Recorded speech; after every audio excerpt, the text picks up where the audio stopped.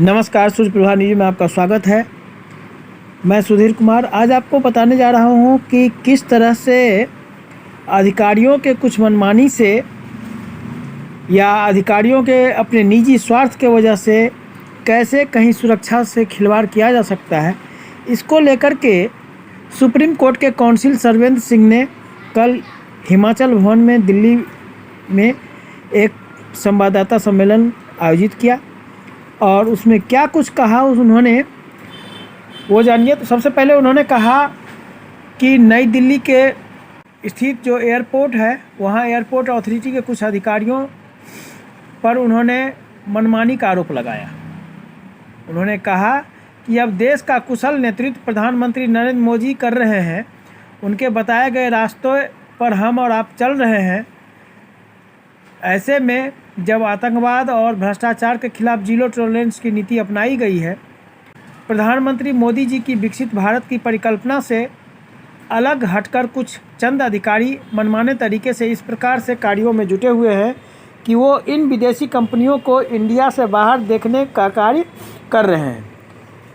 कुछ कंपनी भारत में निवेश भी करना चाहती है, लेकिन अपने स्वार्थ के कारण कुछ अधिकारी ऐसा होने नहीं दे रहे हैं।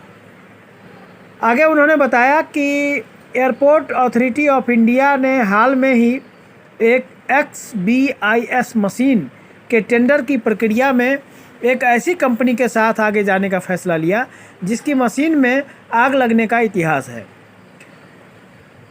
उदाहरण के तौर पर बताना चाहूँगा कि इंदौर एयरपोर्ट पर जुलाई 2023 में इसी कंपनी की एक मशीन में आग लगी थी।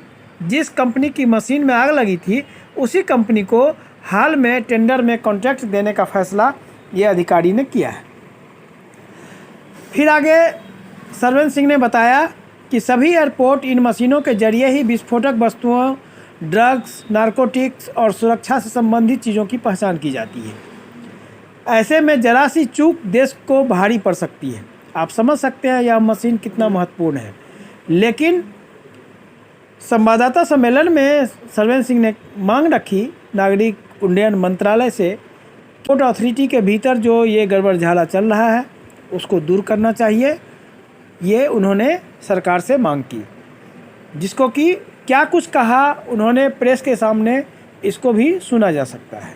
कि मेरी डिमांड केवल इतनी है कि सरकार इस प्रकार के टेंडर्स में एक प्रक्रिया जो अपनाए वो पारदर्शी हो।